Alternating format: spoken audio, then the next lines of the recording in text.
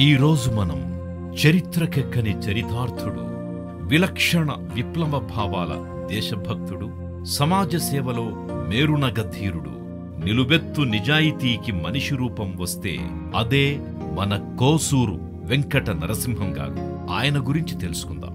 వివిధ కాలాల్లో వివిధ పద్ధతులను పాటించిన దేశభక్తులు చరిత్ర పుటల్లో మనకెందరో కనిపిస్తారు.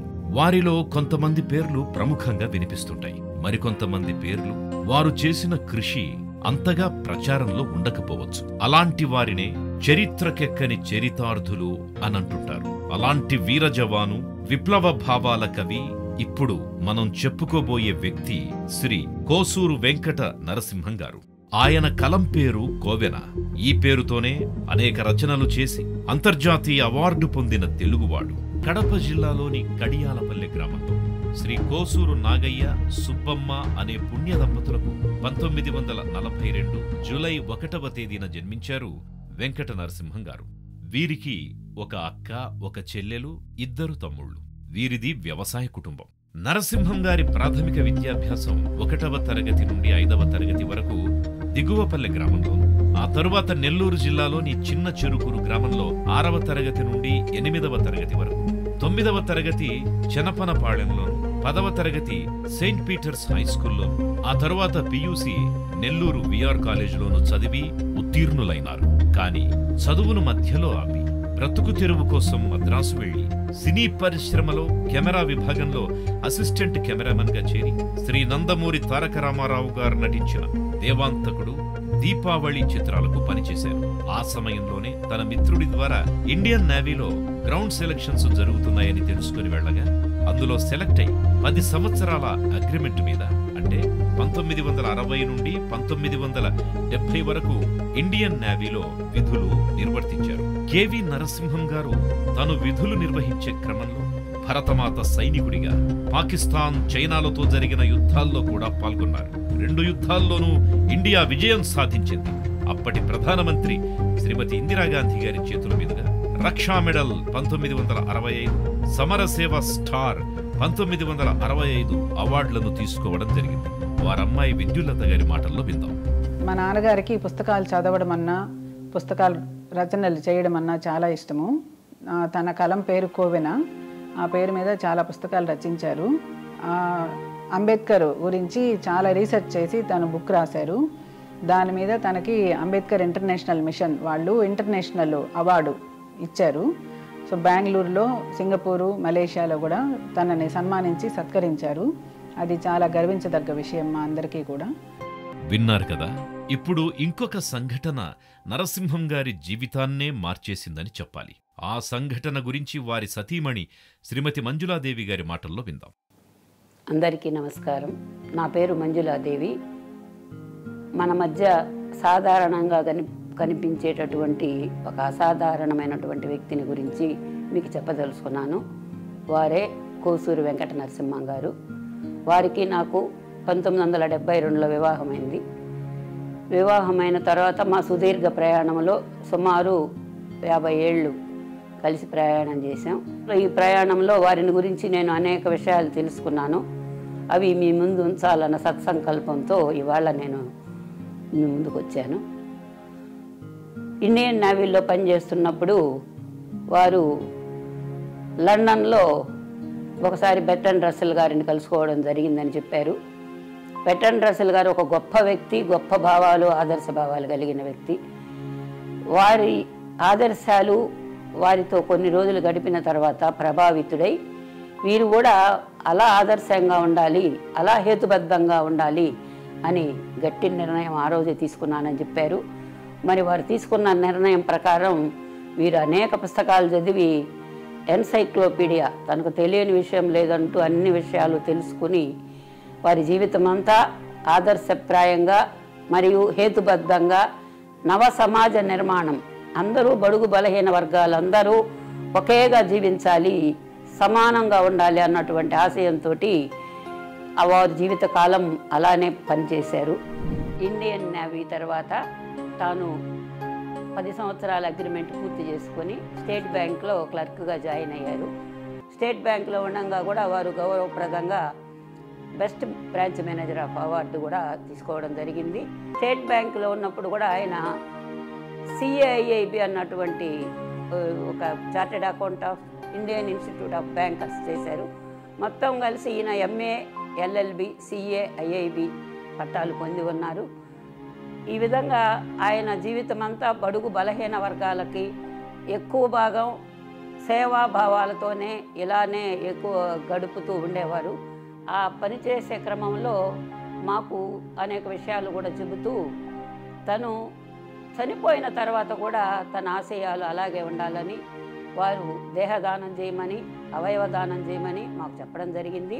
ఆయన అంతిమయాత్ర గౌరవప్రదంగా చేయడం జరిగింది.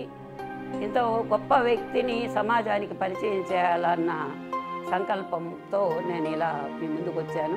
మాకు 2 పిల్లలు, కుమారుడు శరత్ చంద్ర, మా కుమార్తె విద్యుల్లత. విన్నారుగా, చూశారుగా మంజులక్క గారు చెప్పిన విషయాలు. వారి గురించి పాట రూపంలో ఇప్పుడు విందాం.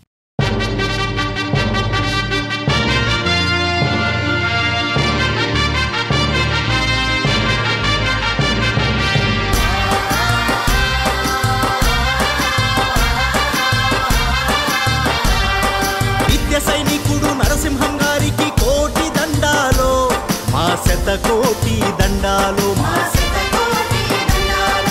త్యాగధనుడు నరసింహం గారికి అరుణ దండాలో, మా శతకోటి దండాలో. చైనా పాకిస్తాన్ యుద్ధాల యందు కొదమ సింహమై గర్జించావు,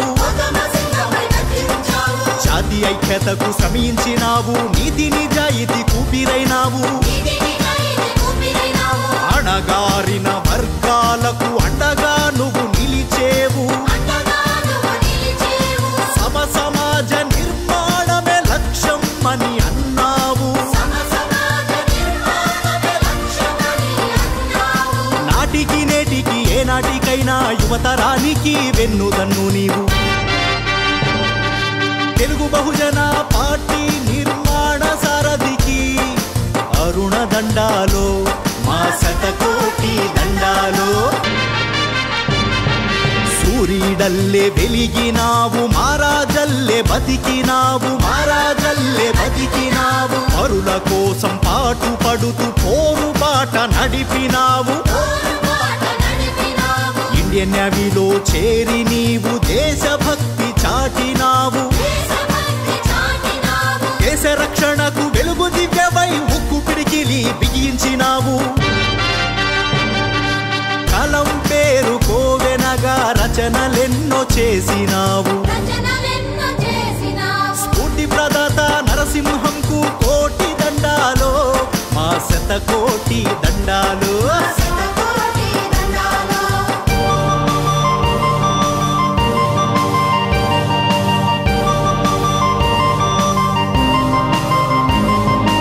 మహిమల నిరూపణపై కోటి రూపాయల సవాల్ విసిరి హేతువాదివైనావు. నవ సమాజ స్థాపనకై నడుం కట్టి ఉరికినావు. సామాజిక న్యాయానికి కట్టుబడి నడిచావు. అంబేద్కర్, పూలే, పెరియార్లే ఆదర్శం మీకు. సరితూగున మీ త్యాగం ముందు భరత భూమిలో ఏదైనా. ఆదర్శమూర్తి నరసింహం గారికి పోరు దండాలో, మా శతకోటి దండాలో. ఆదర్శమూర్తి నరసింహం గారికి పోరు దండాలో, మా శతకోటి దండాలో.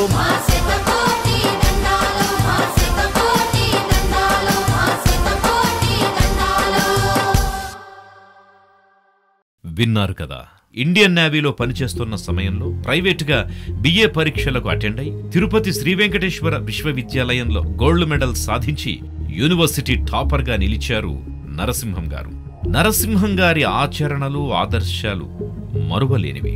దానికొక ఉదాహరణే కట్న కానుకలు తీసుకోకుండా మంజులాదేవి గారిని 1972 ఆగస్టు 25వ తేదీన నెల్లూరులో వివాహం చేసుకోవడం. అంతటి ఆదర్శ భావాలు కలిగిన వ్యక్తి ఆయన.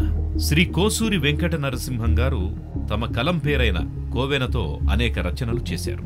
వాటిలో ముఖ్యమైనవి దాచిన చరిత్ర, విముక్తి పథంలో, ప్రత్యామ్నాయం, the alternative, towards emancipation, the only Bahujan alternative, the hidden history వంటి 11 రచనలు చేశారు. కోవెన పేరుతో ఆయన రచించిన అంబేడ్కరిజం ఆచరణ, దాచిన చరిత్ర గ్రంథాలు తెలుగు, ఇంగ్లీషు భాషల్లో 2004లో విడుదలయ్యాయి కూడా.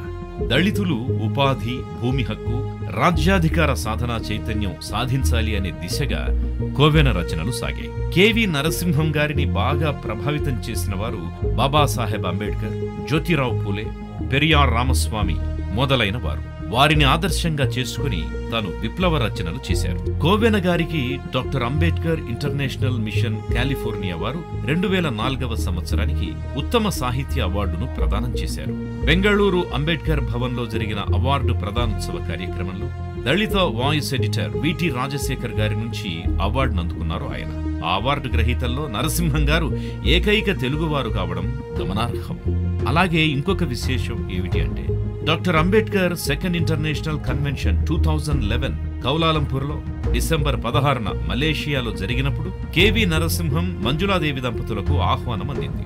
అక్కడ వారు అవార్డు తీసుకుని ఘన సత్కారం పొందిన తరువాత కెవి నరసింహం గారికి, వారి సతీమణి మంజులాదేవి గారికి గూడూరులో పౌర సన్మానం ఘనంగా జరిగింది. ఆ కార్యక్రమానికి ముఖ్య అతిథులుగా ఆనాటి ఎమ్మెల్యే బల్లి దుర్గాప్రసాద్ గారు, వెంకటగిరి ఎమ్మెల్యే కురుగొండ్ల రామకృష్ణ గారు, డిఎస్పీ దేవదానం గారు, మరెందరో ప్రముఖులు విచ్చేసి వారికి అభినందనలు తెలియజేశారు. పేదల కేసులు ఉచితంగా వాదించే బహుజన న్యాయవాది, తాను నమ్మిన బాటలో నడిచే కరడుగట్టిన ఆచరణవాది, బహుజన రాజ్యాధికారం కోసం అహర్నిశలు పాటుపడ్డ సామాజిక కార్యకర్త మన కోవెన. ఎన్నో వేల కిలోమీటర్లు బహుజన చైతన్యం కోసం ప్రయాణం చేసిన నిజమైన పూలే అంబేడ్కర్ వాది మన కోవెన. రాజకీయ రంకు పార్టీలకు గులాంగిరి చెయ్యని సింహం కోవెన. నరసింహం గారు సాధారణంగా కనిపించే వ్యక్తి కాదు, బహుముఖ ప్రజ్ఞాశాలి. సమాజానికి మరెంతో సేవ చెయ్యాలి అనే భావంతో తెలుగు బహుజన పార్టీని స్థాపించి ప్రధాన రాజకీయ పార్టీలతో తలపడడం జరిగింది. అలాగే మహిమల నిరూపణపై ₹1,00,00,000 సవాల్ విసిరిన హేతువాది మన నరసింహం గారు. కెవి నరసింహం గారి గురువుగారు కన్నాభిరామన్, వారి స్నేహితులు మాదాల రంగారావు, కత్తి పద్మారావు, డాక్టర్ గురుకుల మిత్రగారు, డాక్టర్ రాచపాలెం రఘుగారు, మస్తానయ్య గారు, డాక్టర్ బి గంగాధరెడ్డి గారు. వీరితో ఎక్కువ సన్నిహితంగా ఉంటూ తన మనసులోని భావాలు పంచుకునేవారు. అలాగే అనేక మంది శిష్యులతో కూడా ఫ్రెండ్లీగా ఉండేవారు. అంతటి మహానుభావుడు తేదీ 13/8/2020వ సంవత్సరంలో అందరినీ వదిలి అనంతలోకాలకు పయనమయ్యారు. ఒక ఆదర్శమూర్తిగా ప్రజల గుండెల్లో సుస్థిర స్థానాన్ని పొందగలిగారు మన నరసింహం గారు. ఈ సందర్భంగా మీకొక విషయం చెప్పాలి. కెవి నరసింహం గారి సతీమణి మంజులాదేవి గారు కూడా అర్థం పర్థం లేని మూఢనమ్మకాలను నమ్మరు. ఆమె కూడా హేతువాది, అభ్యుదయ భావాలు నిండుగా కలిగిన మహిళా శిరోమణి, భర్త ఆశయ సాధనకు నడుం బిగించిన వీర నారీమణి. భర్త ఆశయాలకు అనుగుణంగా లయన్స్ క్లబ్లో చేరి అనేక కార్యక్రమాలు నిర్వహించారు. మానవత, బాల తేజస్సు, బాల సదన్, గూడూరు అమ్మ అనాథాశ్రమం లాంటి అనేక స్వచ్ఛంద సంస్థలతో కలిసి సంఘసేవ చేశారు, చేస్తున్నారు. బడుగు బలహీన వర్గ మహిళలకు చేయూతనిస్తున్నారు. దివ్యాంగులకు కూడా అనేక సేవలందిస్తున్నారు. కనుకనే దేశానికి, సమాజానికి ఎంతో సేవ చేసిన ఒక మహనీయుని చరిత్ర మరుగున పడిపోకూడదు అన్న ఉద్దేశంతో ఒకరోజు నన్ను సంప్రదించి తమ మనసులోని భావాలను వ్యక్తపరిచి తన భర్త కెవి నరసింహం గారి మీద ఒక బయోగ్రఫీ లాంటిది చెయ్యాలి అన్న సంకల్పాన్ని తెలియజేశారు. అప్పుడు అర్థమైంది మంజులక్క గారికి కెవి నరసింహం గారంటే ఎంత ప్రేమ, గౌరవమో అని. శరత్ చంద్ర, కుమార్తె విద్యుల్లత గారు ఎంతో సహకారం అందించడంతో ఈ వీడియోను నేను పూర్తి చేయడం జరిగింది. నిత్య సైనికుడు నరసింహం గారికి కోటి దండాలో, మా శతకోటి దండాలో, మా శతకోటి దండాలో. నిత్య సైనికుడు నరసింహం గారికి కోటి దండాలో, మా శతకోటి దండాలో.